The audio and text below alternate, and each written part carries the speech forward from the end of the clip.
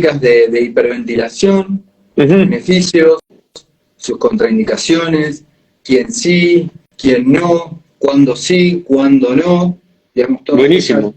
esas herramientas que sirven, porque para mí, como todo, siempre digo, es una herramienta, y como toda herramienta tiene usos que sirven, que son funcionales, y otros usos que no lo son tanto. Claro. Yo lo que Sí, a veo veces. con muchas de estas técnicas de hiperventilación me hace generar, me hace un paralelismo muy grande con lo que fue el CrossFit en el mundo del entrenamiento. El CrossFit fue una moda, fue un boom y después empezó a decaer. ¿Por qué? Porque como deporte está buenísimo, pero como práctica diaria y método de entrenamiento ya no está tan bueno. Y acá siento que está pasando lo mismo, ha agarrado mucha popularidad, muchas personas lo están usando y se están acercando a este mundo de la respiración, pero como se acercaban al mundo del entrenamiento en su momento con el CrossFit, después se alejaban porque estaban teniendo un montón de problemas. Problemas totalmente evitables, problemas simplemente de que, che, o sea, el problema no es la práctica, el problema es que la estás usando mal. Entonces mi idea también es esto, las prácticas, porque por ejemplo, yo lo digo, gracias a, digamos, a estas prácticas de hiperventilación, fueron mi puerta de entrada al mundo de la respiración. Pero yo también tuve mi lado negativo con las prácticas de respiración, de hiperventilación, y por eso estamos acá, por eso aprendimos y por eso también trabajamos con Oxygen Advantage, que para mí la principal diferencia que hace, y esto que menciono mucho, es que es la respiración día a día, momento a momento. Que eso ya, por más que se usen ejercicios, deja de ser un ejercicio porque estamos 24/7 comparado con un par de minutitos. Así que bueno, me gustaría empezar con una pregunta, Tito, para que nos cuentes y nos compartas esto de qué son las prácticas de hiperventilación, cómo son y cómo alguien que no tiene ni idea de esto, que se enganchó en el vivo, puede reconocerlas y puede por ahí conectar y saber que quizás alguna vez hasta las practicó sin saber. Bueno, las prácticas de hiperventilación tienen un enfoque terapéutico, ¿no? Tienen un enfoque terapéutico. Lo que pasa es que hay que entender que cuando nosotros hiperventilamos, en realidad lo que estamos haciendo es dejando de oxigenar, ¿sí? No estamos oxigenando como debería oxigenar el cuerpo. Lo que estamos haciendo es cambiando el pH, ¿no? En sangre, ¿no? Estamos cambiando el pH en sangre, estamos alcalinizando nuestra sangre y lo que también está surgiendo es que estamos, digamos, como ablandando un poco nuestro cerebro y haciendo que emerjan las emociones del cerebro límbico, ¿no? De la parte límbica del cerebro reptil, digamos, ¿no?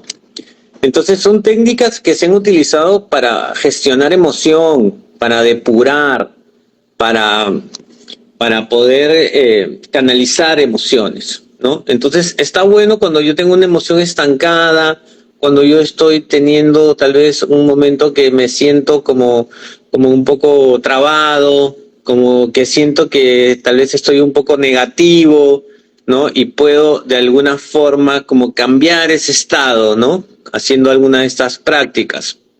Pero siento y también tengo la experiencia de que se confunde mucho porque la palabra dice breathwork, ¿no? De trabajo respiratorio, ¿no?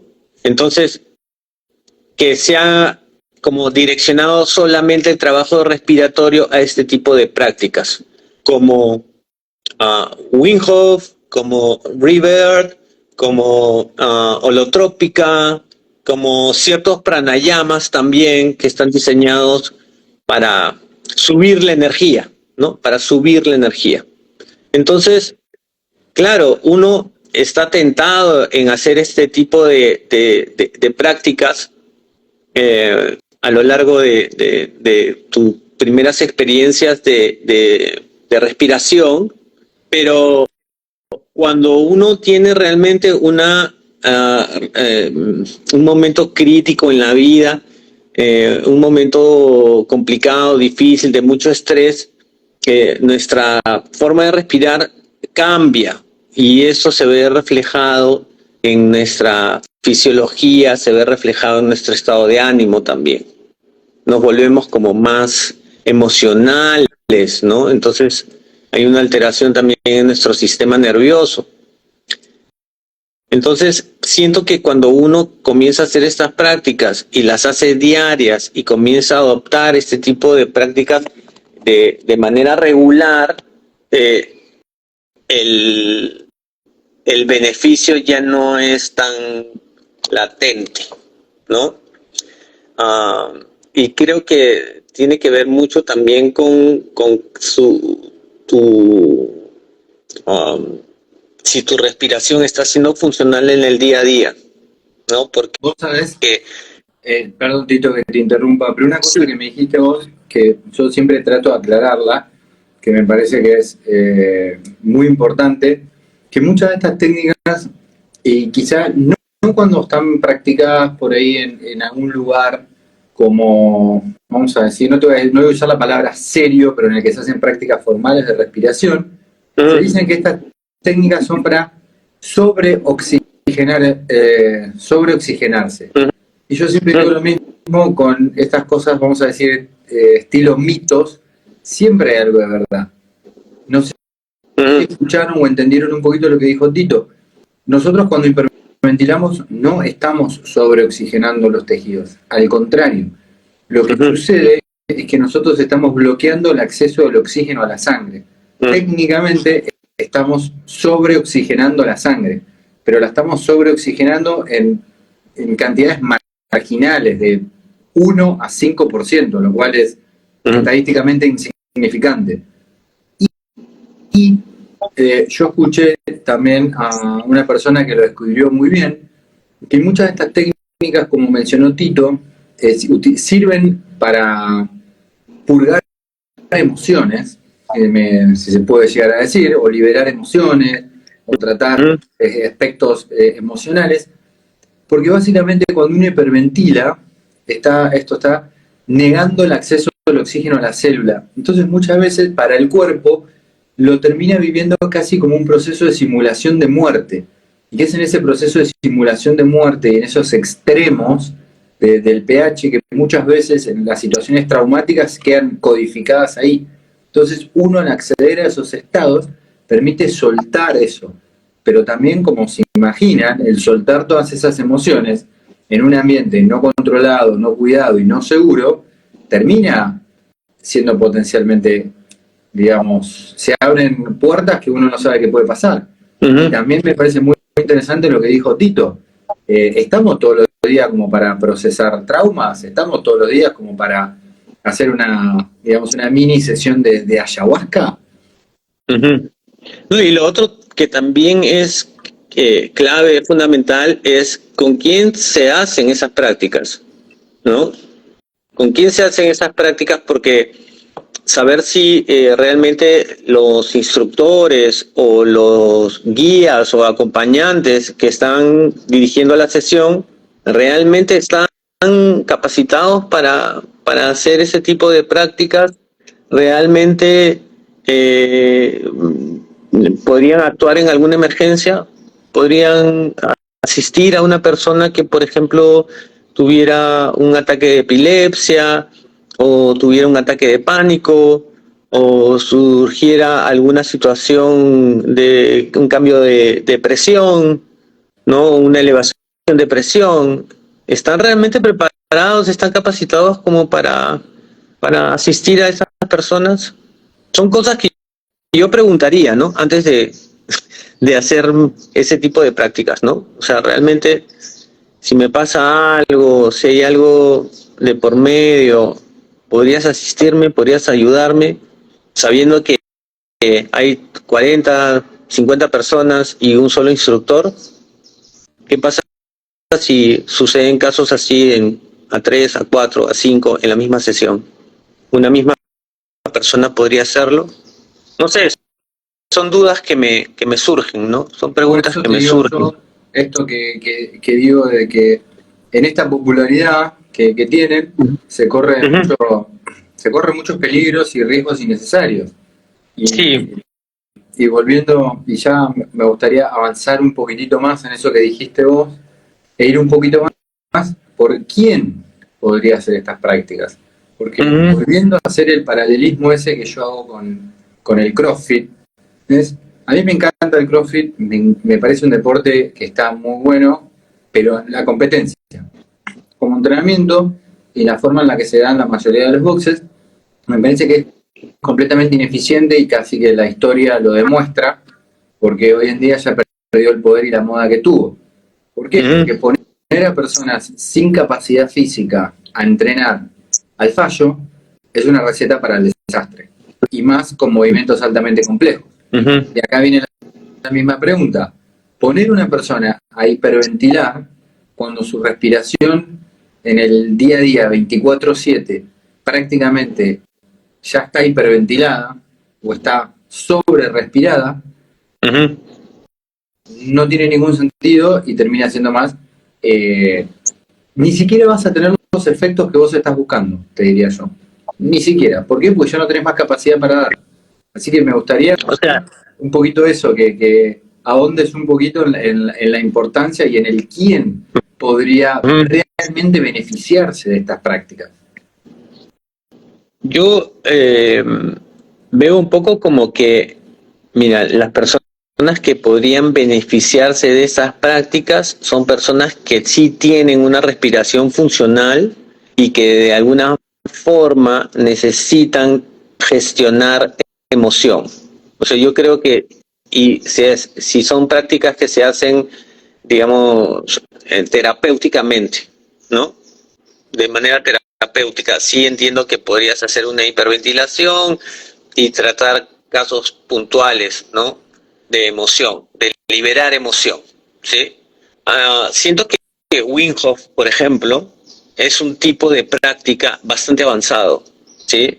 Lo que pasa es que siento que está mal llevado porque en el afán de hacerlo popular, en afán de hacer popular el frío también, ¿no? Porque ellos, y me refiero a, en general, las personas que ofrecen ese método, como que quieren extender la práctica del frío, que está buenísima. El frío, yo la verdad que lo practico y lo practico a diario, pero no lo combino con hiperventilación, ¿no? Sino trato de ser más eficiente a la hora de gestionar estrés, porque si me estoy sometiendo a un estrés bien alto, que es el frío, lo que trato es de que mi respiración sea lo más funcional posible para que me sirva como realmente una herramienta. ¿Por qué? Porque después yo no vivo en el frío, yo no vivo expuesto en un tubo o en un congelador o en el intemperie en el invierno, sino que me enfrento a situaciones difíciles, a situaciones complicadas en la vida, porque todo el mundo va a pasar por eso, y trato de gestionarlas de manera más funcional posible. Entonces, la idea acá es como ampliar nuestra ventana del estrés, más que gestionarlo, es un poco como hacerte amigo del estrés, ¿sí? Y cuando te haces amigo tienes una relación, entonces es una relación, digamos, fructífera, ¿sí? Totalmente. Pero si yo hiperventilo en el hielo, si yo hiperventilo en ese momento, pues no voy a poder gozar mucho de los beneficios, me va a estresar más también, ¿no? Me va a estresar más, me va a saturar, me va a quemar, va a llegar un momento en que, claro, yo pretendo desinflamarme, pretendo elevar mi metabolismo, pretendo tener los beneficios del hielo, pero voy a perjudicar mi respiración. Voy a perjudicar mi respiración. Y además, permitime que te interrumpa, Tito, yo justo esto lo estaba hablando el otro día con un colega que digamos que practica las inversiones en hielo, pero las practica, viste, como las practica hoy en día la mayoría de las personas, medio como de forma recreativa, e incluso como me mandaste vos. Realmente no entendiendo exactamente la función de la herramienta. Ujú. Le expliqué a esta persona, digo, vos si estás hiperventilando antes de entrar al hielo, ya te estás estresando encima del estrés del frío. Entonces, si vos sos una persona con una respiración muy disfuncional y una capacidad de asimilación de estrés, como lo que se dice una ventana de tolerancia pequeña, Ujú. tenés mucho riesgo de darte, digamos, como digo yo, de darte vuelta o de pasarte más que de beneficiarte. Ujú. Entonces, que en realidad la hiperventilación o el truco que hace la hiperventilación es, vamos a decir, es como que te adormece. Entonces, al adormecerte, te bancas más fácil el hielo. Pero la realidad Sí, de esto es medio como, vamos a decir, que uno consuma drogas, alcohol o alguna sustancia que lo adormezca en su día a día para no ver una realidad que no queremos enfrentar. Esto es lo mismo, nosotros no queremos, y como bien dijo Tito, evitar el estrés. Es imposible. Si alguien piensa que tiene que evitar el estrés, está cometiendo un error enorme porque el estrés es inevitable, es una parte necesaria y sine qua non de la vida y de la cual deberíamos, que esa es una de mis misiones, es quitarle la palabra, la parte de la connotación negativa a la palabra estrés. El estrés, si nosotros queremos y lo utilizamos a nuestro favor, con la dosis justa y el tiempo de recuperación necesario, nuestro cuerpo se fortalece. sí, total. Es justamente un poco también como en el deporte, ¿no? Yo creo que en el deporte, cuando tu respiración es óptima, tu desempeño va a ser mucho mejor, muchísimo mejor, ¿sí? Seas profesional o amateur, ¿no? Por eso ha cambiado también la forma de correr de los, por ejemplo, velocistas, ¿no? Tú viste en las últimas Olimpiadas las carreras de velocidad, impresionante, o sea, los que realmente estaban respirando nasalmente versus los que respiraban nariz-boca, ¿no? La performance es totalmente distinta, ¿no? Entonces, eh, se ve que ha habido como una gran evolución, ¿no? En ese deporte de velocidad donde se necesita mucha potencia, ¿no? Porque no es una distancia larga, es una distancia corta, son 100 metros, ¿no? Entonces, es de mucha intensidad, ¿no? Y ahí se ve realmente la eficiencia de la respiración en una prueba también que es de alto estrés, ¿no? Porque al final, hielo, um, eh, podría también eh, equipararse al calor o al ayuno o a cualquier otro estresor donde de alguna manera está comprometiendo tu metabolismo, tu fisiología. Entonces, lo que te sostiene es tu respiración. A mí me gusta decir los estresores primordiales, que son los Sí, eso es genial. estresores que nos van a tocar a todos. Que cualquiera que se meta en el frío le va a generar en mayor o menor intensidad la misma respuesta. Y yo siempre digo lo mismo, la diferencia quizás entre tú, Tito, que vamos a decir es una persona con mucha experiencia en el hielo, y alguien novato, no es que tú no sientes frío, sino que tú sabes canalizar la presión, el estrés y la intensidad de esa energía rápidamente y asimilarla. Cuando la otra persona se queda, y esto me encantaría que por ahí lo detalles vos un poco más, que tiene la experiencia, cómo uno ve que la persona pelea contra el hielo. Lo mismo que queremos pelear muchas veces contra la, la naturaleza. Digo, esas cuestiones no se trata de pelear, sino se trata de entregarse y soltar, y que no es con resistencia, sino es con habilidad. Con habilidad. Sí. Es lo mismo, es el calor, como dijo también Tito, es los 60, 70, 80, 90 grados de un sauna, es la sensación de falta de aire, es la sensación de hambre de aire. Ambas son estresores primordiales, o el ayuno mismo es un estresor primordial a todos. El ejercicio.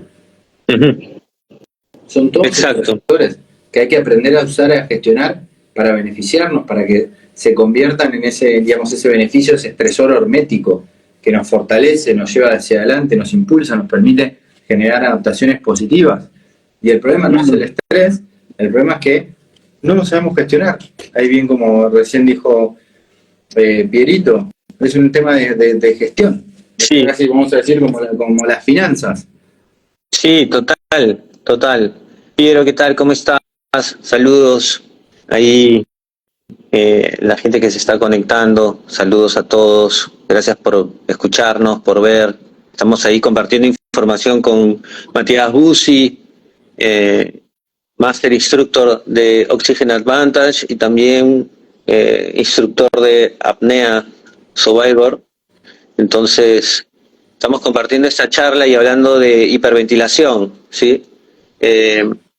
Mati, como acabas de decir, ¿no?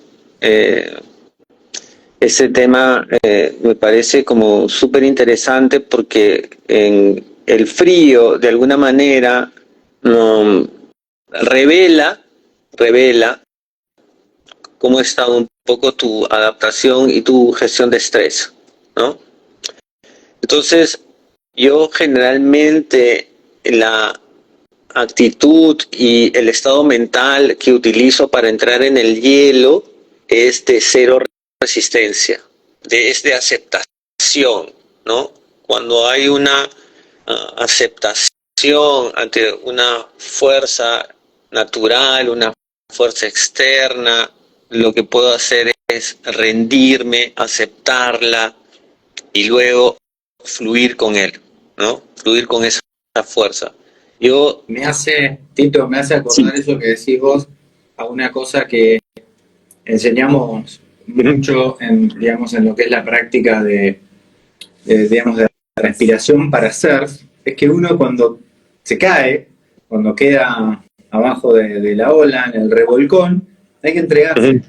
No hay que luchar contra ese revolcón, contra esa energía del mar, sino simplemente relajarse, tener paciencia, esperar que suelte la energía y ya está. Incluso yo a muchas personas, antes de entrar al hielo, les digo lo mismo. Sí, es confiar, ¿no? Es confiar. ¿Sí? Yo les digo, si yo te desmayo y te meto en el hielo, tu cuerpo se adapta eventualmente, ya sabe lo que tiene que hacer. Lo único que tenés que hacer es no dejar que tu mente intervenga en este proceso. Y es claro que seguro tú lo tienes, ese momento en que la persona está concentrada, y casi que podés ver el momento en el que empieza a prestarle atención a sus pensamientos y al frío que le cambia la cara y tengo que salir. Sí. ¿No es así, cierto? Total. Sí. Y es interesante porque, mira, yo veo, por ejemplo, a diferentes tipos de personas con diferentes profesiones, con diferentes realidades y entrenamiento, porque también la adaptación al frío se va dando de a pocos, no es de golpe. En la primera sesión, el que pretenda gestionar ese estrés tan grande, pues es complejo, no es fácil, ¿no? Es una situación incómoda, genera incomodidad, genera dolor, genera resistencia mental antes de entrar, inclusive al frío uno ya no está queriendo entrar. Y está bien. ¿Sí? Yo siempre digo que cuando a mí siempre me preguntan, que seguramente a ti te hagan la misma pregunta, es ¿y cuántas veces? Yo siempre digo, yo me meto en el hielo hasta que me empieza a gustar. Cuando me empieza a gustar, ya no me meto más. Siempre quiero estar en la posición esa en la que cuando me paro ahí frente al freezer y el hielo, digo, ¿qué hago acá? Sí. Porque ahí es donde más tengo, donde mayor adaptación tengo. Uno lo que quiere es utilizar la herramienta. Por eso muchas veces hablamos también esto de, como te mencionaba recién, ¿y cuánto tiempo tengo que estar? No es una cuestión de tiempo. No es una cuestión de tiempo. Hay muchas personas que inclusive preguntan, ¿cuánto tengo que resistir? El lenguaje. Sí. ¿Cuánto tengo que resistir? ¿Cuánto tengo que aguantar? ¿Cuánto tengo que durar? ¿No? Entonces es un poco también la mentalidad que tenemos, ¿no? Y también nuestro estado emocional, ¿no? Cómo ese estado emocional se va reflejando un poco también en nuestro cuerpo, cómo va aflorando en realidad pues nuestra emoción, ¿no? Nuestra emocionalidad. Es interesante eso, ¿no? Y como te digo, es como que hay ciertos niveles, ¿no? Yo creo que hay personas que transgreden el nivel normal, ¿sí? Y que pueden permanecer en el frío bastante tiempo. Hay otras que poco tiempo, ¿sí? O un tiempo justo, digamos, y otras un tiempo relativamente corto, ¿no? Ninguna de las tres posiciones está bien o mal, pero creo que en la práctica, a mí me encanta llamarla exposición voluntaria al frío, y en la exposición voluntaria al frío es por tu propia voluntad te sometes a este estresor para tener los beneficios metabólicos, para tener los beneficios cardiovasculares, para tener los beneficios hormonales, para tener los beneficios del sistema inmunológico. Ya con eso son un montón de beneficios, ¿no? Y además de eso, generar mayor resistencia o mayor resiliencia mental, que es enorme, trabajar tu voluntad, ¿no? Es grande, entonces el hielo te trae muchísimos beneficios. Entonces, si tú lo acompañas con una gestión de respiración, que en esa gestión tal vez tengas que inhalar por la boca una o dos veces, lo he visto en varios instructores que hacen esto, y luego cierran la boca y están respirando nasalmente y de manera funcional. Hay otras personas que no hacen eso y simplemente inhalan por la nariz, exhalan largo por la boca y luego respiración funcional. Y hay otras personas que todo el tiempo están, algunos se olvidan de respirar y todo eso. Entonces ahí un poco se demuestra la fluidez, ¿no? O si hay resistencia o si hay fluidez, ¿no? Uno va mostrando eso con la práctica. A mí me gusta decir ahí el nivel de habilidad. El maestro, por decir, el cinturón negro, es que se mete en el frío y rápidamente se acomoda y se relaja. Que por ahí, como tú dices, es... Ya está. Ya se relajó. Que utiliza, digamos, la respiración como una herramienta, que es el famoso concepto de las marchas respiratorias. Que esa habilidad y esa práctica, yo siempre digo, a mí lo que más me gusta del hielo es que te permite entrenar cómo utilizar tu respiración para relajarte en tiempo real.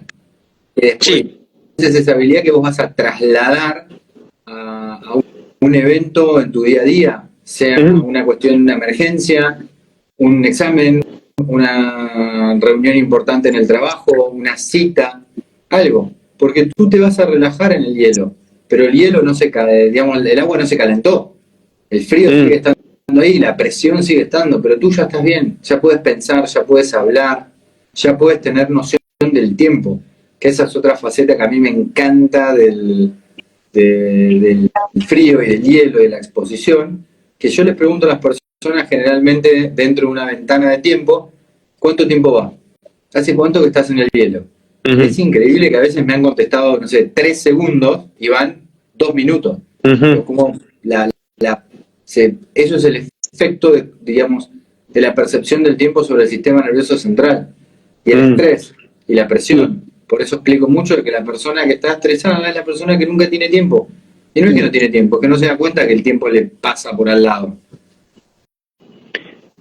Y, Mati, una pregunta, porque mira, yo he visto que hay, digamos, hay diferentes técnicas de respiración, y dentro de estas técnicas de respiración de hiperventilación, digamos que mi cercanía con el frío fue a través de Wim Hof, claro, ¿no? Wim Hof, veo que en Wim Hof hay también algunos instructores de Oxygen Advantage que son instructores de Wim Hof también. Y claro, yo les he preguntado, ¿no? Cuando hacen sus talleres, ¿cómo, hacen para seleccionar a las personas que van a instruir en el método de Wim Hof? Porque, claro, cuando tú haces, digamos, una de esas sesiones, bueno, me imagino que lo que hacen es que firmes un papel donde tú estás haciéndolo de manera voluntaria, con tu responsabilidad, que no tienes hipertensión, que no tienes ninguna afección cardíaca, ¿no? También por una cuestión del frío, pero en la cuestión de respiración, no sé si preguntan si tienes ataques de pánico, si no tienes ataque de pánico, si te miden el volt o no te miden el volt, si ven realmente que si esto va a beneficiarte o no. No lo veo ahí. Yo cuando le he preguntado a algunos instructores, me han dicho, como es una práctica esporádica, no es algo totalmente, no es una práctica diaria, me parece que tiene sus beneficios, ¿no? Tiene sus beneficios. Pero creo que hay personas que sí lo hacen diario, ¿no? Lo hacen a diario y no necesariamente tienen una respiración eficiente o un volt aceptable, ¿no? Normal, ¿no? Es que ahí viene el tema, Tito, el principal para mí, el meollo de la cuestión, que tiene que ver con esto que estábamos hablando antes. Nosotros vivimos en una sociedad en la que constantemente consideramos que más es mejor, ¿sí? Y no entendemos que, digamos, ni más es mejor, ni menos es más, que lo que es más siempre es el óptimo. Y que muchas veces esos óptimos son rangos. Yo hace poquito hice un post que tuvo, digamos, como mucha repercusión, en el que puse que entrenar en el gimnasio fuerza más de 1 hora y cuarto es, digamos, completamente ineficiente. ¿Por qué? Porque el pulso de testosterona del cuerpo ya se aplacó. Es como que sea de noche y todavía estés en la playa pretendiendo tomar sol. Sí, el sol está afuera, pero no te está pegando la luz suficiente para broncearte. Si tú ya no tienes más pulso hormonal en sangre, no sirve. Y lo mismo con este tipo de prácticas. Estas prácticas son beneficiosas cuando son esporádicas. La práctica regular de estas cosas solamente genera más deterioro, lo mismo que todo. ¿Por qué? Porque la persona termina generando ese patrón, termina fijando ese patrón de respiración al repetirlo constantemente y su cuerpo empieza a regularse más alto, empieza a respirar cada vez más en lugar de cada vez menos. Que incluso ahí en los manuales de Oxygen Advantage hay un estudio muy interesante en el que habla de lo que uno después de hiperventilar, incluso aguantando la respiración, todavía queda depletado de dióxido de carbono. Entonces imagínate eso día tras día tras día, ¿qué es lo que termina pasando? Que es esto, digo yo, el ejemplo de CrossFit. La mayoría de las personas que arrancan, y yo me incluyo, porque yo también lo he hecho y por eso estoy acá explicando y, digamos, tratando de transmitir para que nadie cometa los mismos errores, para que realmente podamos avanzar. Porque mi idea siempre es dejar el lugar en una mejor situación de la que me lo entregaron, avanzar. Entonces, como yo aprendí de los errores de un montón más, me gustaría que muchos aprendan de mis errores. Genial. Hiperventilar constantemente y todos los días te lleva para atrás. Vas a mejorar, obviamente, porque cualquier cosa que vos nueva empieces a hacer te genera un periodo de beneficio, pero después empezás rápidamente a declinar. Si vos empezaste a hacer estas prácticas con una vista, con una idea de mejorar tu parte emocional, después vas a terminar peor. Vas a terminar con más ansiedad, con más irritabilidad, con más pensamientos rumiantes. ¿Por qué? Porque empezaste a entender mal el estrés. Es lo mismo esto con lo del hielo. Si vos abusás del hielo, todos los beneficios que tiene el hielo dejan de estar. ¿Por qué? Porque es una práctica hormética. Es una práctica hormética. Es algo, yo me gusta explicarlo. Lo que no te mata, te fortalece. Pero el veneno está en la dosis. Es un problema de dosis. Lo bueno que tiene la respiración funcional es que el veneno de la respiración disfuncional es muy, muy, muy alta cantidad. Es muy alta cantidad.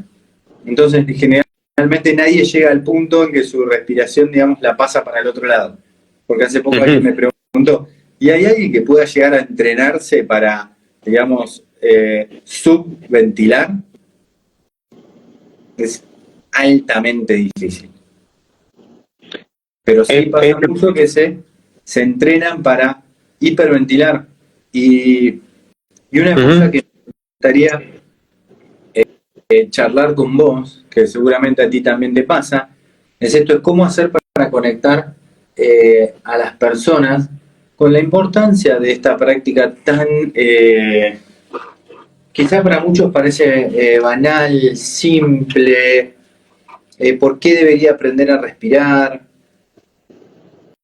Digamos, con Sí, mira, eso que estás mencionando, pucha, es fundamental, y yo trato de inculcar siempre a mis estudiantes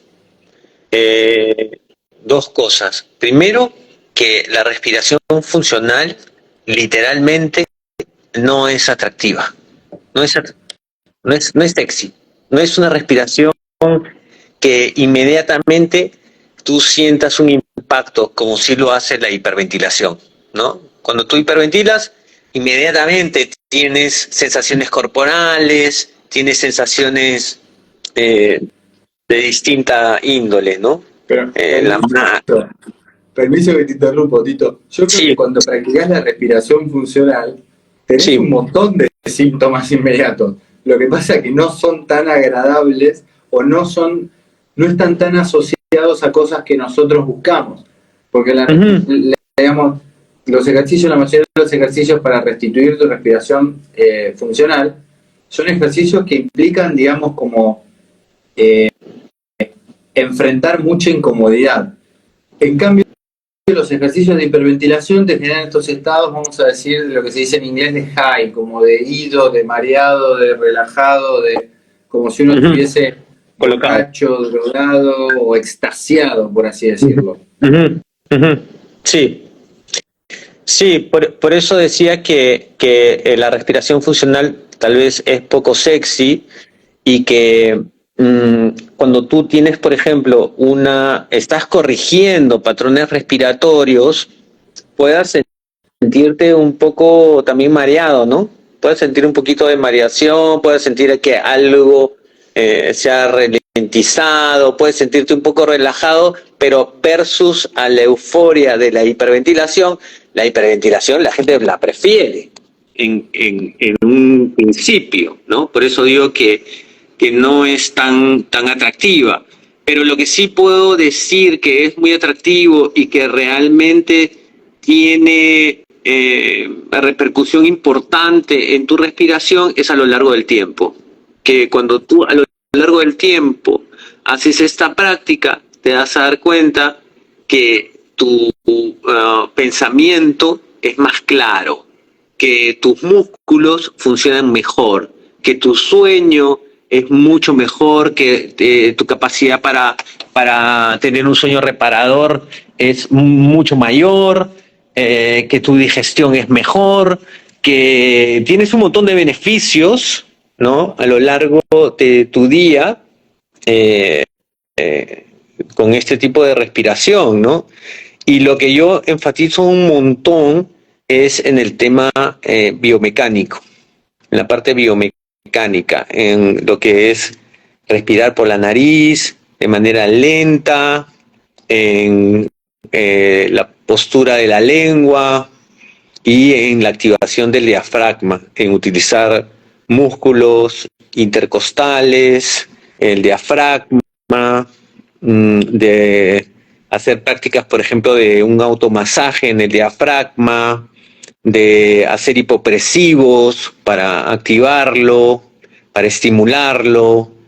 De ahí he estado trabajando también con algunas personas que trabajan el canto, entonces a través de la voz, a través del sonido también estimular el diafragma. Y es interesante porque cuando uno comienza a trabajar ese músculo, hay mayor actividad parasimpática, entonces uno se relaja, uno siente los efectos de este trabajo de alguna manera biomecánico, y cuando uno se mete en el hielo es más simple, es mucho más simple, muchísimo más simple. Sí, y bueno, y esto sumado a otras cosas también, ¿no? Sumados a otras cosas, como por ejemplo el taparse la boca en la noche, ¿no? Taparse en la boca en la noche y obligarse a respirar por la nariz, a mí me ha traído también un montón de beneficios. Ha mejorado muchísimo mi calidad de sueño y mi relación con mi mujer. Eso pasa mucho, eso pasa mucho. Las parejas suelen agradecer mucho cuando el compañero de cama ya no ronca. Sí, bastante, bastante, ¿sí? Y bueno, y la hidratación, ¿no? La hidratación también te ayuda mucho a no roncar, ¿no? Cuando estás hidratado durante el día, entendiendo también un poquito el tema de que Con las... el vínculo directo que tiene la respiración con la hidratación. Total. Por ahí la gente se piensa, pero ¿qué? ¿Cómo? Si la hidratación es tomar agua. Yo siempre digo lo mismo. Agarren, pónganse frente a un espejo, exhalen por la boca y fíjense la cantidad de vapor que dejan en el espejo. Luego, exhalen por nariz y fíjense la cantidad de vapor que exhalan. Ese vapor es un espejito, ¿no? Cuando se hace con un espejito también. Claro. Cuando se hace con un espejito o con un vidrio o con el móvil mismo. que se pone Así. Con el ¿no? Se ve, mismo. se ve claramente que, ¿no? Fíjense cómo pierden muchísimo más líquido que respirando por la boca. Cómo se deshidratan más y cómo eso empieza a tener ese impacto, que es el impacto que tiene los ejercicios estos de hiperventilación, que uno se deshidrata, se tensiona, por ahí le afecta la cabeza, pierde claridad, se marea. Esas son las cosas que básicamente le pasan a las personas en el día a día, pero nunca asocian a la respiración, porque siempre lo asocian a problemas externos, pero nunca al tema raíz. Y yo lo vengo pensando mucho esto, porque lo trabajo mucho con la, digamos, en la parte de redes sociales, en cómo comunicar este mensaje para que las personas realmente entiendan el principio. Y esto es entender que la respiración es el comienzo. Quizás para muchos les parezca increíble pensar que todo este mundo maravilloso en el que nosotros vivimos partió de un punto solo. O lo mismo incluso nosotros con todo lo que somos, nacimos de una célula. Toda nuestra vida empieza por la respiración.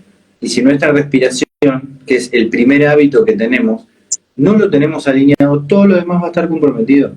Y a mí, como me gusta decir, empezamos a generar inercia negativa. Porque uno empieza, generalmente las personas empiezan con, bueno, voy a empezar a hacer ejercicio, ok.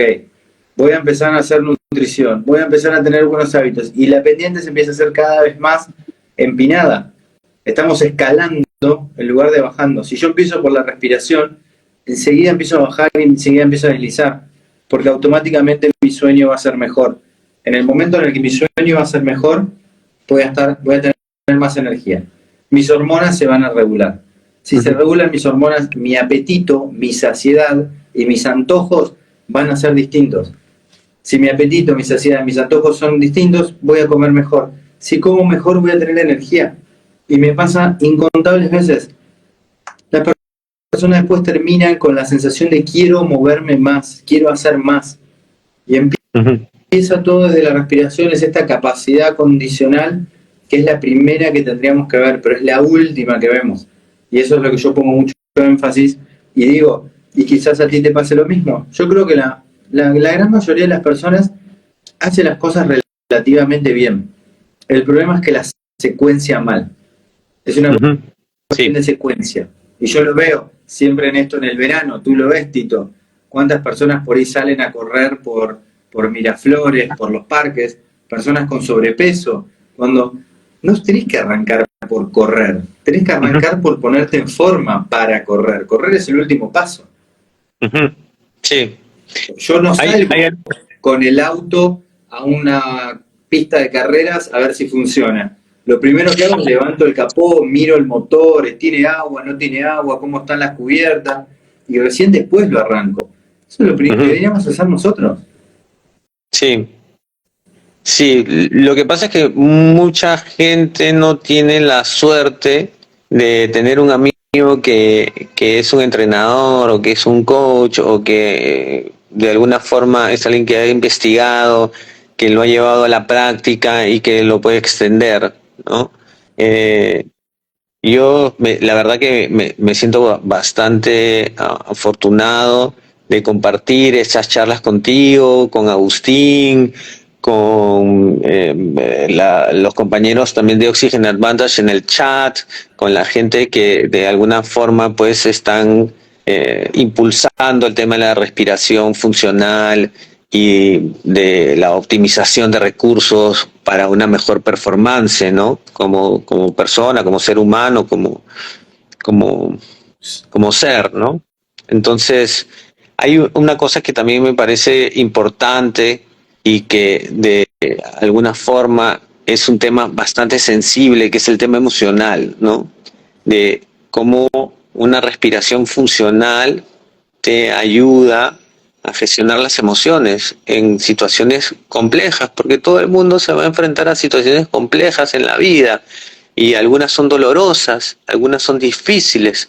Mati, desde tu experiencia, ¿sí? Desde tu experiencia, ¿cómo te ha ayudado la respiración para volver a tu centro, volver a tu eje, a volver a recuperarte el hecho de sentirte bien contigo, de sentir todavía que claro, tu fortaleza interna está en ti y nunca se ha ido? ¿Y qué herramientas te han servido a ti para gestionar tus emociones en general, Mati? Yo digo que, digamos, a mí, digamos, la respiración funcional está, digamos, ampliar mi ventana de tolerancia para asimilar estresores,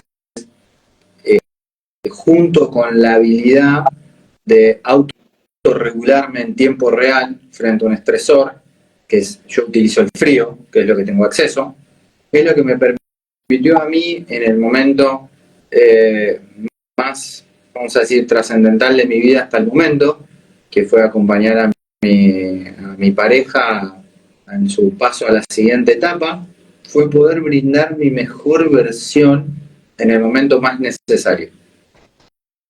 Porque claramente si era una situación, vamos a decir, tensa, intensa, desafiante, pero como digo yo, si para mí era intensa y desafiante, para ella, que estuvo 8 meses internada en una clínica de cuidados paliativos con 32 años, usando pañales, con quimio, sin poder moverse, para ella fue realmente exigente, desafiante. Yo generalmente tenía la posibilidad de dormir en mi casa, en mi cama, y eso realmente es creo yo, lo que más me permitió la respiración funcional, el entrenamiento de la respiración funcional y la exposición voluntaria al estrés, es prepararme para estos momentos que son inevitables. Todos vamos a experimentar alguna pérdida en nuestras vidas, es algo, yo digo, es como una etapa en la vida, como la adolescencia, o la primera vez que te rompen el corazón, es algo que todo el mundo va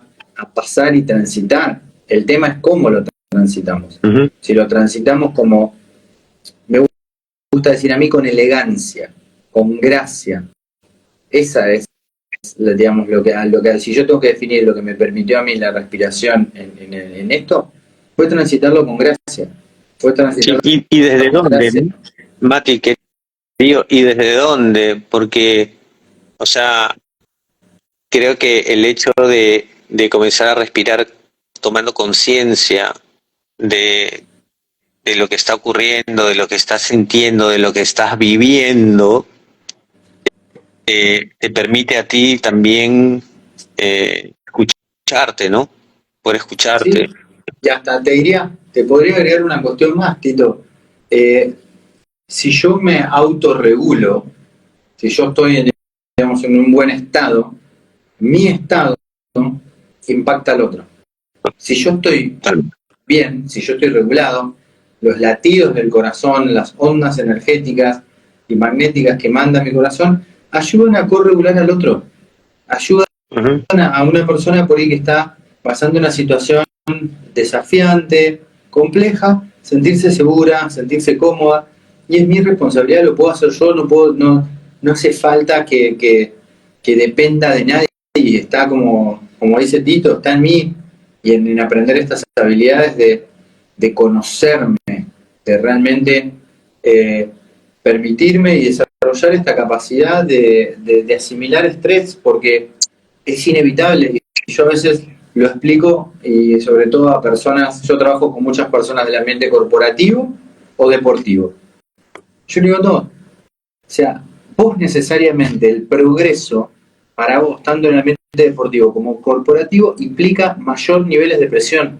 No es que porque vos de repente sos, voy a usar el ejemplo argentino, Messi, de repente todo es más fácil. No, tenés más Al presión. contrario. Claro, Tenés más presión porque hay más plata en juego, todos los rivales apuntan a vos, todas las críticas van a vos. Lo mismo para los corporativos. Si vos llegás a CEO de la empresa, ¿te pensás que va a ser más fácil? Al contrario, va a ser más complejo, va a haber más dinero en el medio, más personas a cargo, etcétera. Pero ¿cuál es la diferencia? Que tú vas construyendo capacidad y vas pudiendo asimilar ese estrés y esa presión, la vas convirtiendo en algo positivo, en adaptaciones que te fortalecen, que robustecen el sistema. En palabras de Nicolás Nassim Taleb, que te vuelven antifrágil. Y eso es la decisión voluntaria, el tomar los desafíos, el no huir, sino ir de frente, pero prepararse con estas prácticas para que después, como se dice en Argentina, no quedar en offside. Porque eventualmente el estresor va a venir por una u otra razón. Pero es ahí la cuando te agarra preparado. Ahí la importancia de hacerlo diario, ¿no? De comenzar a generar una rutina, un entrenamiento, porque para las personas que recién quieren iniciarse en respiración funcional, ¿cuál sería el ABC? Para mí, el ABC es primero que nada establecer el punto de base. Y conocerse, como yo digo, conocerse en los días buenos y conocerse en los días malos. Para eso están, digamos, los test que se utilizan para determinar la respiración funcional. ¿Sí?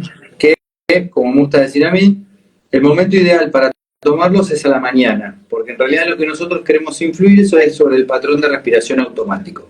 Y no hay momento a lo largo del día en el que nosotros funcionemos más en automático, por ciclos de retroalimentación, que cuando dormimos. Entonces, apenas levantados, tomarnos los test. Y después, también hacerlos estratégicamente a lo largo de, digamos, de determinadas prácticas en el día. Porque eso también te va a permitir saber cuáles son los estresores más grandes de tu día. ¿Qué es lo que realmente, vamos a decir, te debilita, te afecta? Porque eso también te permite conocer, y el saber te permite actuar. A mí, por ejemplo, una de las cosas que más me estresa, y entendiendo el estrés como presión, no como problemas, que es lo que entienden la mayoría de las personas, es tener reuniones con mis clientes. Entonces yo ya sé que me debilita bastante. Entonces sé que previo a eso es muy conveniente que haga una práctica, lo mismo que después, para mantener el equilibrio y para continuar fortalecido. Y después, eso me parece como lo más esencial, porque eso nos permite después poder decidir los ejercicios. Porque estableciendo yo, sabiendo dónde estoy y a dónde quiero ir, puedo trazar una ruta. Pero si yo no tengo punto de partida, no puedo trazar una ruta. Entonces, estas evaluaciones, tanto lo que es el Volt Score, que es cuánto tiempo puedo esperar desde que dejé de respirar a que tengo ganas de respirar en total, completa, absoluta incomodidad, sin poner nada es fuerza de voluntad, porque eso va a estar asociado directamente a mi capacidad, digamos, de relajarme. Ujú. Y luego, por el otro lado, ¿qué tanto puedo, vamos a decir, tolerar la incomodidad? Porque eso significa qué tanto me puedo ir para arriba, seguro. Porque si no, ¿qué pasa? Yo explico siempre lo mismo. Nuestro cuerpo tiene mecanismos de seguridad que nos protegen. Y nos protegen contra nosotros mismos. Entonces, cuando nosotros tocamos alguno de esos mecanismos de seguridad, prácticamente que nos volvemos autónomos, vamos a decir. Nos volvemos completamente emocionales e instintivos. Algo que evolutivamente nos servía un montón, pero hoy en día ya no nos sirve. Porque querer pelearnos con alguien, salir corriendo o escondernos haciéndonos los que no estamos, los muertitos, no sirve nada. Nosotros hoy en día tenemos que aprender a responder, a pensar, a poder acceder a nuestra corteza prefrontal para ser creativos. Si no vivimos en esto que digo yo, reaccionando, que es repitiendo acciones.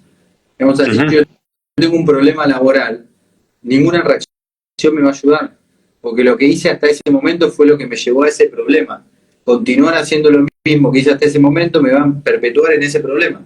Tengo que poder pensar distinto. Y ahí es donde viene esta gran frase de Einstein que me gusta a mí, que es la definición de insanidad, que es intentar una y otra vez lo mismo esperando resultados diferentes. Intentar una y otra vez lo mismo esperando resultados diferentes. Eso es la definición máxima de locura, vamos a decir, por uno de los genios más grandes de la historia de la humanidad. Y sin embargo, la mayoría caemos en esa.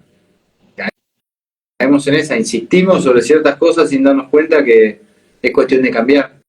Y acá muchas veces viene esto del estrés. No lo sabemos soltar, insistimos, y ahí es donde cuando nos quedamos pegados al estrés es cuando nos castiga.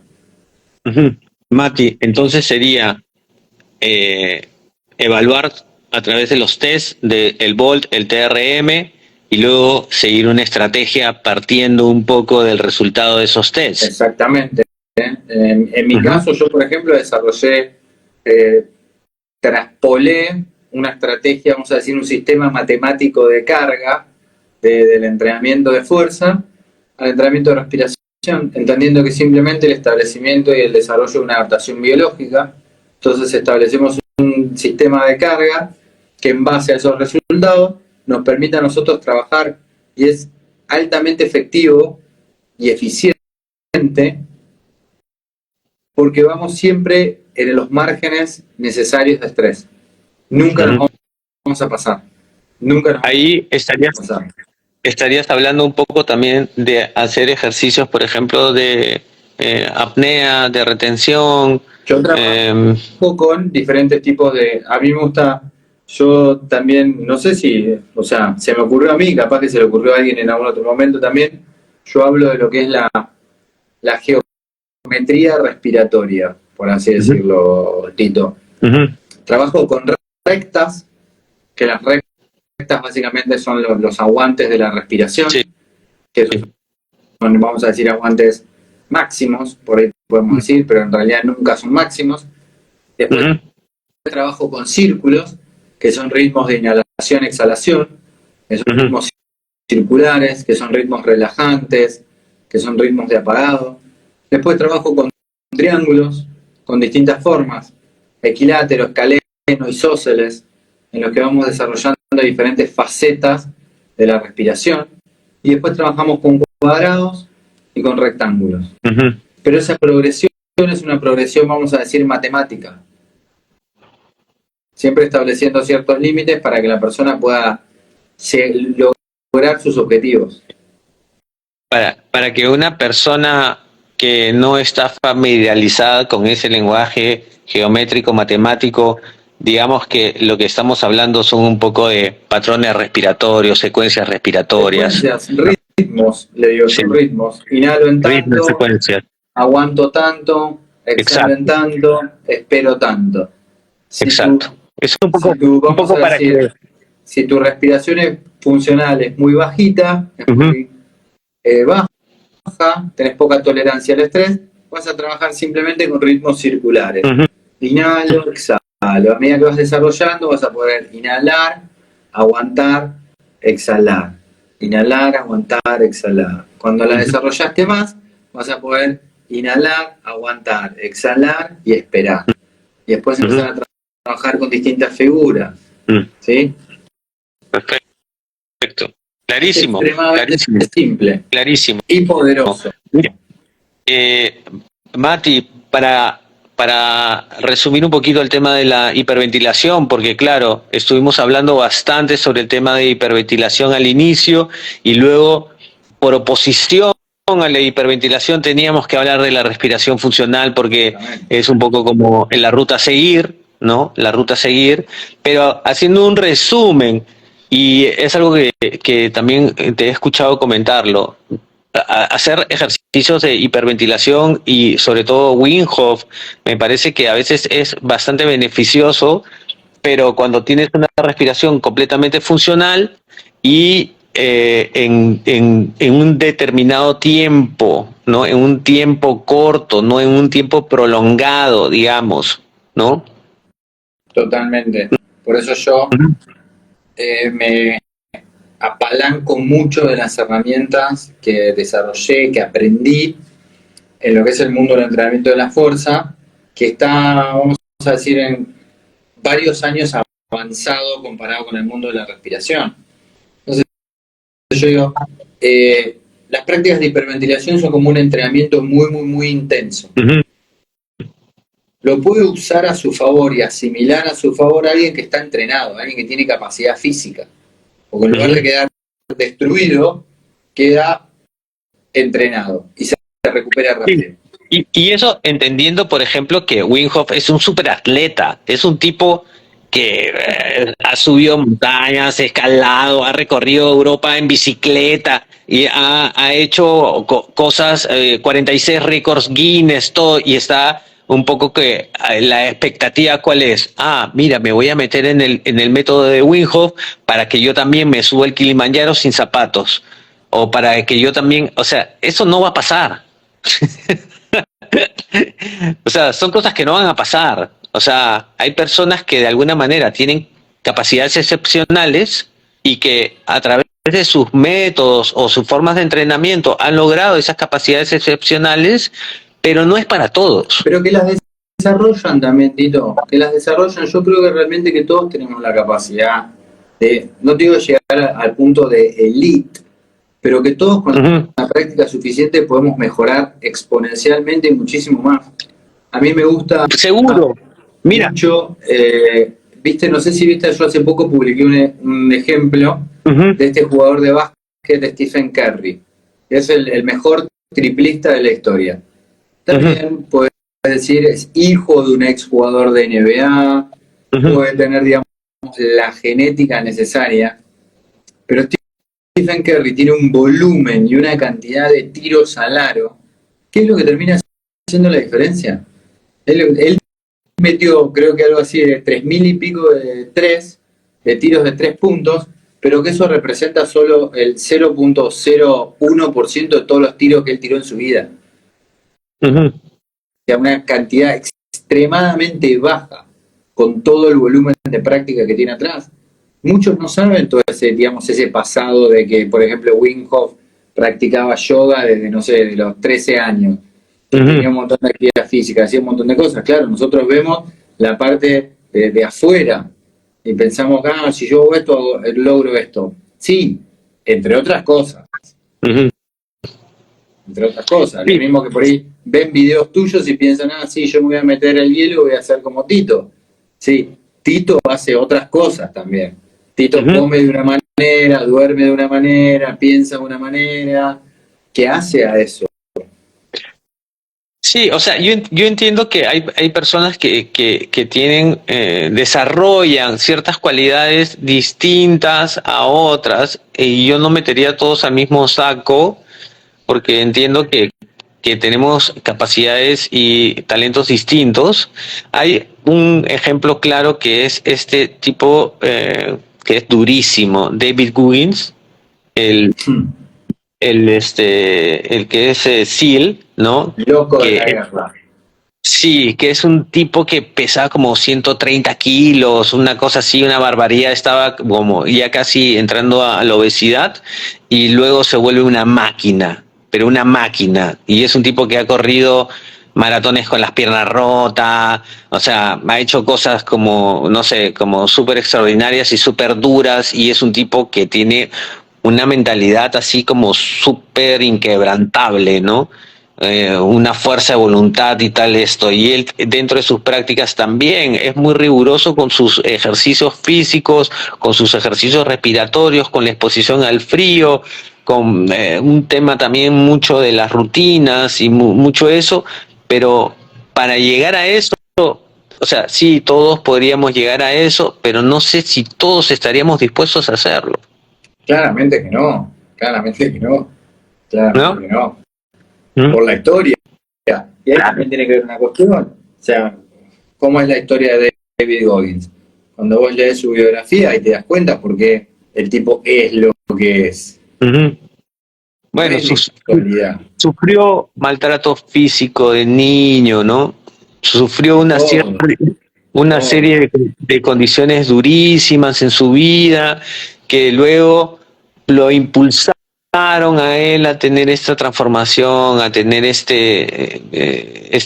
de alguna manera un cierto despertar, ¿no? De poder entender y decir, oye, quiero cambiar esto, quiero transformar esto y tengo el corazón para hacerlo y lo hago. Y meto todos los huevos en la canasta para hacerlo. Sí, pero eso no ocurre con todos, con todas las personas, ¿no? O sea, y con eso no digo que las personas no puedan cambiar, pero lo que sí digo es que no todas las prácticas, no todos los ejercicios son para todos. Hay personas que yo veo y no tienen, por ejemplo, tienen hipertensión, entonces no pueden hacer frío, no pueden someterse al frío. ¿Por qué? Porque es una práctica peligrosa para esas personas. Entonces, a veces hay personas que han venido con esa condición, queriéndolo hacer, pero no han podido hacerlo. No han podido No, lo mismo hacerlo. que a mí, yo se lo digo, es un estadio, el hielo es un ejercicio avanzado. Esa persona tiene que restaurar su respiración funcional y ver la Ujú. transformación que utiliza, que hace la respiración funcional en la presión arterial. Sí, o sea, Porque es una es diferencia restablecer, enorme. Es una es diferencia enorme lo que hace la respiración funcional en la presión arterial. sí, es Eh, restablecer la respiración, es hidratación, es minerales, es reparar intestino. Hay varios factores que tienen que hacer para nuevamente estar completamente funcionales, ¿no? Las personas estar completamente funcionales, porque yo creo que también cuando tú estás buscando tu rendimiento óptimo, son varios factores, ¿no? No es una sola claro, cosa. claro. Y lo que me gusta a mí, y siempre digo, esto es un experimento, como se dice, n igual 1. Cada uno debe encontrar la fórmula que le resulta, no basado en métodos, sino basado en principios. Porque el Ujú. principio es lo que se permite articular. El método es como una receta de una torta. Yo sigo ciertos pasos, pero si yo sé cocinar y entiendo cómo se cocina algo, puedo desarrollar mi propia receta, que eso es Ujú. lo que importa. Yo Ujú. necesito entender por qué el frío sirve y cuáles son los beneficios del frío. Ah, entonces, esto es el concepto de herramienta. Este concepto de herramienta. El concepto de una herramienta. Si yo sé para qué sirve un martillo, lo puedo usar a mi favor. Y puedo construir cosas con un martillo en lugar de martillarme los dedos. Total, total. Gente, no sé si hay preguntas para Mati o preguntas para mí. Si hay alguien que Vamos quiera ahí ya preguntar, cerrando, así no se nos va tanto el tiempo. No, a ver si alguien quiere dejar alguna preguntita sobre respiración funcional, sobre frío, sobre Mati, certificaciones, tus eventos que tienes próximos en este mes o en los en próximos. ¿Tienes planes para marzo. venir también a Perú? Todavía no. Todavía no. Ok, ok, ok. Pero sí, en marzo, el 3 de marzo, arrancamos con una nueva certificación de Oxygen Advantage para todos aquellos que quieran aprender esta metodología que desarrollamos, con la que nos formamos con Tito, y es la base de nuestro trabajo. Y es lo que yo digo, es el primer paso de la secuencia, pues si nuestra respiración es disfuncional, el solo hecho de respirar ya nos está estresando. Entonces, si no sacamos ese estrés de estar vivos, básicamente, todo nos va a costar avanzar. Entonces, por eso yo hago mucho énfasis en esto, que esto no es solamente para instructores de respiración. Yo estoy convencido que esto primero lo tienen que saber las personas que trabajan en el entrenamiento, las personas que trabajan, por ejemplo, si yo estoy estresado, si yo tengo una respuesta simpática, no se hacen las tareas de reparación, mantenimiento y mejoramiento de nuestro cuerpo. Porque si yo siento que estoy perseguido por un tigre, no me voy a poner a ver si estoy bien o estoy mal. Escapo. Total. Entonces, un kinesiólogo tiene que saber de esto, un preparador físico, un personal trainer tiene que saber de esto. Incluso un psicólogo, alguien que trabaja en terapias, una persona estresada cambia, es como alguien, yo lo explicaba hoy a un cliente, una persona con hambre, es una persona irritable.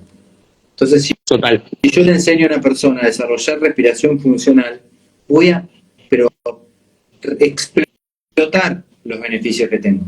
Voy a explotar los beneficios que tengo, así que, e incluso también, otra cosa que me gusta decir, si alguien está pensando en un cambio de profesión, dedicarse a este mundo digamos, la respiración, implica que hay 8 billones de personas en el mundo. Saca un 50% de personas del mundo que por ahí no tienen acceso a internet. Hay 4 billones de personas que están necesitando tu ayuda. Hay 4 billones de personas que están estresadas. Necesitamos más personas que trabajen en esto y que nos ayuden a esparcir este mensaje. Sí, y construirlo también de alguna manera desde la educación, ¿no? O sea, yo siento que nos falta todavía mucha cultura, que nos falta restablecer ciertas cosas que han habido bastantes vicios en el sistema, donde respiramos mal, nos alimentamos mal, dormimos mal, hacemos varias cosas que están mal. Y que en estos últimos tiempos ha habido una gran despertar de la conciencia para poder reencauzar un poco nuestra salud, tanto física como mental y emocional y espiritual, y mejorar como seres humanos, ¿no? Acá hay una preguntita, Mati, mira, hay una pregunta, sí, de Maja, que está hablando, me imagino que debe estar hablando de las apneas del sueño, ¿no? Sí, Majas es, no sé si estudiante, alumna o al menos amiga de Naila, así que siempre es un mensaje muy especial de parte de ella. Tanto si está hablando de la apnea como un aguante de la respiración, como una apnea obstructiva de sueño, ambas se pueden mejorar. La apnea 100% es entrenamiento, y para ahí tendríamos que hablar con Piero específicamente, que es por lo menos el que me enseña a mí también de esto. Y después, en cuanto a la apnea obstructiva de sueño, lo primero que hay que ver es el tipo de apnea obstructiva de sueño. Es una apnea obstructiva de sueño central, porque hay un tema a nivel del sistema nervioso central. Eso, vamos a decir, ya es bastante más complejo de trabajar. Pero si es una apnea, vamos a decir, periférica, que tiene que ver con el hecho de cómo respira la persona, digamos, si respira por la nariz o por la boca, el estado de la musculatura de la plancha bucal, de toda la vía aérea y de la respiración funcional. Porque si la persona tiene una respiración funcional, va a respirar más suave. Al respirar más suave y más lento, va a generar menos succión, entonces va a colapsar menos la vía aérea. Eso se desarrolla y también se entrena, se trabaja. Hay terapistas miofaciales que se hacen ejercicios con la lengua, con las mandíbulas, para desarrollar todo lo que es la plancha bucal, para que la boca permanezca cerrada durante la noche y la persona respire por la nariz. También es una cuestión que está relacionada y directamente de la mano con la respiración disfuncional, que por ejemplo es el sobrepeso. El sobrepeso, digamos, aplasta el tubo por el que uno respira, por así decirlo. Por eso es que generalmente las personas los hombres con mucha masa suelen ser más propensos. Por eso también la posición en la que uno duerme también influye mucho. Son cuestiones también en esto que venías diciendo vos, las particularidades del caso. Hay particularidades que pueden hacer muy buenos avances trabajando estas cuestiones. Primero yo siempre diría, la respiración funcional es el primer paso y luego trabajamos en esa estructura. Hay muchos ejercicios que se llaman de mewing, que es trabajar con la lengua sobre la plancha bucal, sobre el paladar, para desarrollar la fortaleza de esos músculos. E incluso ejercicios, vamos a decir, que pueden parecer extremadamente simples y en algunos casos tontos. El masticar, digamos, no sé, zanahoria, comidas duras que tengan ese trabajo de fortalecimiento de esta musculatura. Colocar la lengua en posición, eso también ayuda mucho porque no cae la lengua en la vía aérea. Esto es, viste cuando, por ejemplo, alguien en algún deporte, yo que juego al rugby, sos propenso a tener muchos golpes en la cabeza. Y una de las primeras cosas que hacen cuando una persona se desmaya en la cancha o se golpea la cabeza, se le abre la boca y se lo pone de costado y se le sostiene la lengua para que no se le trabe. Sí. Eso, por ejemplo, le pasa a muchas personas en la noche y por eso se ahogan. La debilidad de la musculatura y la lengua obstruye. Sí, la lengua retrocede, ¿no? Sí. Se relaja el maxilar, se abre la boca y la lengua cae. Sí. Es impresionante esto que estás hablando de la lengua, ¿no? Porque es un músculo bastante fuerte y tiene que ver mucho con esta estructura facial, ¿no? Y es interesante cómo a través del desarrollo de mandíbulas grandes, de un buen espacio en el paladar, de una buena postura de la lengua, pues se puede corregir un montón de cosas, no solamente una cuestión física, estética, estructural, sino también una cuestión más funcional, ¿no? Eso, y es modificable, ¿no? Habla también un poquito de esto que decías tú, de la no sé si voy a usar la palabra ignorancia, pero quizás para mí es más una cuestión de olvido. Porque como ya lo sabemos, a ti te gusta mucho el libro Mandíbula. Sí. Y habla de, básicamente es sabiduría ancestral. Sabiduría ancestral. Hay un libro de George Catlin, creo que es de 1800 algo, que se llama Cerrá la boca y viví. Ese es el título, Cerrá la boca y viví. Y habla acerca de cómo en las culturas aborígenes se priorizaba la boca cerrada. E incluso en la mayoría de los lenguajes aborígenes tenían menos palabras, para hablar menos, y hablar solamente lo justo. Sí, hay mucho esto para mí. Habían etnias ancestrales que sus sonidos eran de lengua, ¿no? Eran así como el lenguaje de lengua. Sí. Pero bueno, impresionante eso. Para nosotros, Tito, eran culturas subdesarrolladas. No, claro, obviamente, pero en realidad están recontra evolucionados. Sí. En realidad, yo creo que la evolución era simplemente el conocimiento, el contacto y el fluir con la inteligencia de la naturaleza. Nosotros, creo que el principal déficit nuestro es de estar completamente desconectados de la naturaleza, estar desconectados de la tierra, de los ciclos del día y la noche. Eso es lo que más nos hace sufrir porque vivimos fuera de sincronía. Yo siempre lo digo, nosotros vamos a un zoológico y decimos, ay, qué raro se comportan los animales. Mirá, no parecen los animales que nosotros vemos en la selva. Eso somos nosotros. Nosotros somos el animal que se comporta raro en la ciudad. Nosotros somos el animal que se comporta raro en la ciudad. En la ciudad el problema al que nos enfrentamos es que estamos desconectados de los medios que desarrolló la madre naturaleza para regular el sistema nervioso del animal humano. Si no lo haces vos, consciente y voluntariamente, quedás a la merced de todos los malestares que tenemos. Entonces o lo haces vos o te entregas. Que también no hacer nada es tomar la decisión. Es tomar la decisión de no hacer nada y ver qué pasa. Si vos estás dispuesto a eso, no sé. Mati. Yo, por lo menos, no. No, claro que no. Mati, tengo una pregunta que hacerte, ¿sí? Tengo una preguntita ahí que ha surgido, que es un poco como... ¿tú qué piensas de los...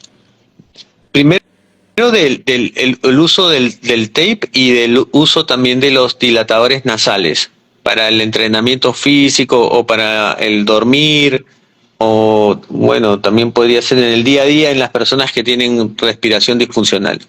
¿Te funcionan? ¿Te han ayudado? ¿Los has probado? ¿Te parecen que son buenos mecanismos los dilatadores nasales y luego la práctica de entrenar con la boca tapada o dormir con la boca sellada? ¿Qué opinas de todo eso? Yo siempre digo lo mismo. Yo ahora 6 años aproximadamente que ya duermo regularmente con la boca tapada. Para mí, Tito, sinceramente es de la misma manera que yo subo a mi carro y me pongo el cinturón de seguridad como medida preventiva, yo me acuesto y me tapo la boca. ¿Por qué? Porque yo sé que me asegura protección. ¿Sí? Casi de la misma manera que cuando yo entraba a jugar un partido de rugby me ponía el protector bucal. Por más que en el 99% de los partidos que jugué no me golpeé la boca, pero todas las veces que me golpeé la boca, que me pegué con una bota, con una rodilla, algo en la boca, agradecí tener el protector bucal. Lo mismo esto, me asegura, lo mismo que si tengo un accidente en el carro, quisiera haber tenido el cinturón de seguridad puesto. Lo mismo a la noche. Si por alguna razón X se me abre la boca, ya la tengo cerrada y practico respiración nasal. Al hacer ejercicio, para mí, yo siempre digo, conviene la conciencia, para mí, mi gusto es la conciencia de la boca cerrada y la lengua en el paladar. Porque si no, también te puedes relajar, olvidar, y para mí está bueno fijar ese hábito. Y en cuanto a los dilatadores nasales, yo te diría, yo no encontré ninguno que a mí me termine de gustar, que realmente me haga efecto. Ahora hay unos que, viste, que tienen como unos imanes que realmente te abren. Tendría que probar eso. Yo no, la verdad, no los conozco ni nada. Eso no los he probado. Yo he probado los Air Max, que son unos que entran acá. Me funcionaron poco, ¿no? Me funcionan un día, 2 días y después ya, chao. Los tengo que descartar porque me parece que cuando comienzo a correr ya siento algo que me molesta o algo que ahí no está funcionando bien. Entonces creo que funcionan una sola vez y ya, chao, son descartables, ¿sí? No tienen mucha duración, por ende te obliga a comprar un montón porque día a día, ¿sí? Y en ciertas ocasiones sí creo que ayudan, ¿no? Pero creo que la práctica es lo fundamental para poder abrir vías respiratorias, para abrir los conductos nasales, para aprender el tema de la posición de la lengua, y todo eso yo creo que es la práctica día a día. Totalmente. Yo a veces digo, la práctica, Tito, es innegociable. La práctica es innegociable. El poner energía es innegociable. Digamos, ciertas habilidades no...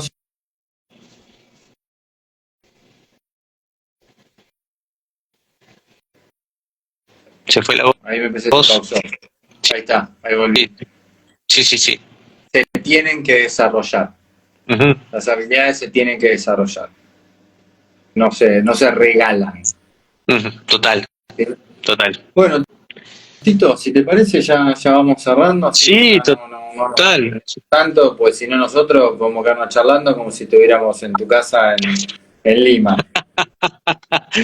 No, que lo que pasa es que también, mira, hace tiempo que no charlamos y la verdad que disfruto mucho conversar contigo, ha sido súper interesante y me ha encantado volver a hablar contigo, Mati, siempre un placer, aprendo mucho de ti y nada, encantado de compartir contigo siempre. El placer es mío, Tito. Espero volver pronto a Perú. Siempre Sí, estoy yo también tengo... excelentemente recibido por la gente y por las olas del Perú, así que me encantaría. Este año no sé, pero siempre la puerta está abierta.